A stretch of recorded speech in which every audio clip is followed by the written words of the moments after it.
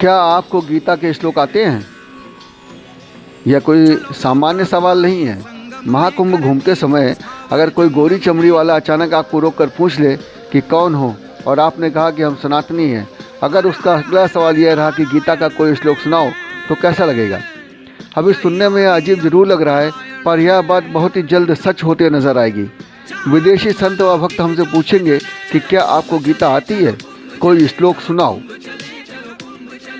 देवराज सेव्यमान पावनं कृपांगदं ज्ञानयज्ञसूत्रमिन्दुशेखरं कृपाकरं नारदादि योगी वृन्दवं दितं दिगंबरं काशिकापुरादिनाथ कालभैरवं भजे भानुकोटिभास्वरं भवभीतारकं परं नीलकण्ठमेप्सिदर्कदायकं त्रिलोचनं कालकालमम्बुजक्षमक्षशूलमक्षरं हरे हर आज से कुछ दशक पहले तक योग को लेकर भी यही कहा जाता था।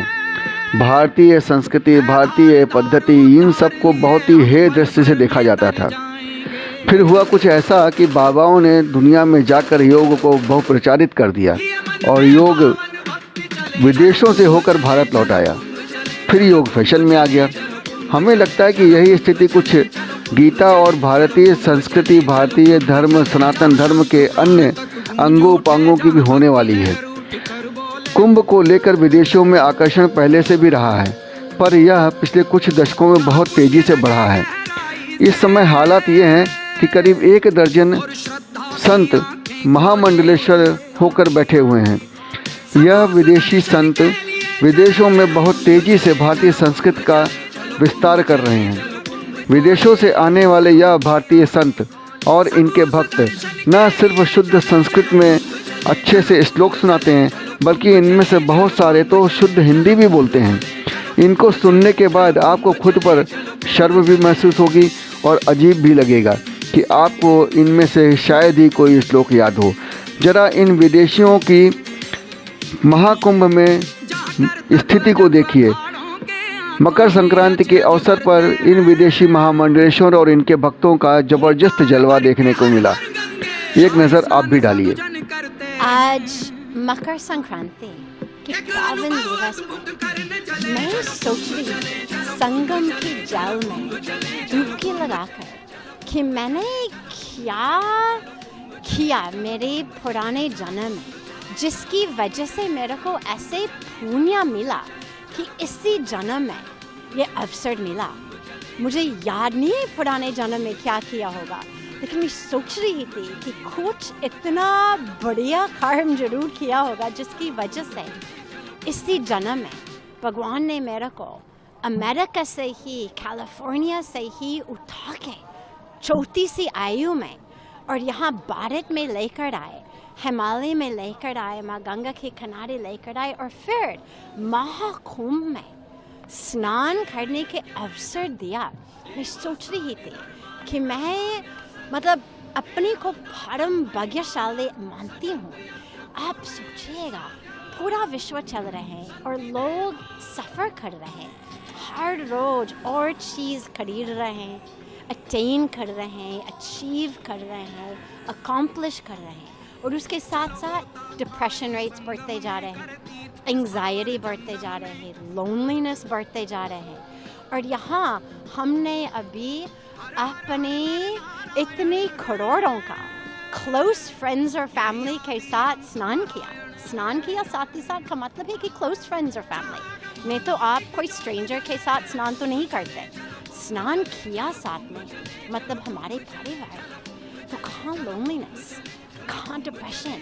और यही सचमुच भारतीय संस्कृति, सनातन धर्म की जो शक्ति है वो सबके लिए है। कोई फ़र्क नहीं पड़ता आप कहाँ से आए, आप कौन सी रंग है, कौन सी रेस, कौन सी रिलीजन, वो सबके लिए है।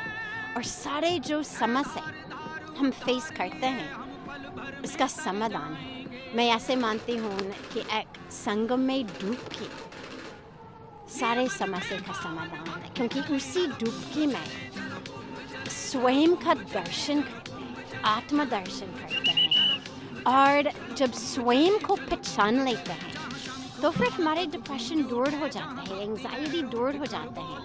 फिर जैसे पूज्य स्वामी जी महाराज हमेशा कहते हैं, शेल्फ बढ़ने की चक्कर में नहीं फंसता है, क्योंकि मालूम है कि सेल्फ तो पूर्ण है, सेल्फ तो फुल है, कहाँ शेल्फ को बढ़ना है चीज़ों से। जब सेल्फ पूर्ण है और वो अनुभव करके जीवन केवल मज़ा लेने की नहीं, आनंद प्राप्त करने के लिए जीवन है। वो जो सच्चित आनंद जो हमारे रियल नेचर है, उसको प्राप्त करने का अवसर मिलता है। मैं ऑनरेबल प्रधानमंत्री जी श्री नरेंद्र मोदी जी को, honourable chief minister Shri Yogi Adityanath ji को, दोनों को दिल से इतना धन्यवाद देती हूँ कि उनकी वजह से हमको ऐसा दिव्य अवसर मिला। और सबको पूरा विश्व में कहते हैं कि आप लोग भी चले आओ, कुंभ सबके लिए आप सभी आइएगा, सभी संगम में स्नान करो, सेल्फ में स्नान करो।